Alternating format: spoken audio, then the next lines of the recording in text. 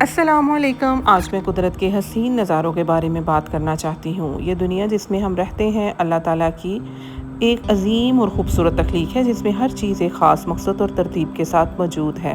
سب سے پہلے سبزہ اپنی ہریالی سے زمین کو زندہ اور دلکش بناتا ہے، پھر پہاڑ اپنی بلند و بالا شکل کے ساتھ قدرت کی عظمت اور طاقت کو ظاہر کرتے ہیں۔ اس کے بعد پانی اپنی روانی سے زندگی کو جاری رکھتا ہے اور ہر جاندار کے لیے ضروری ہے۔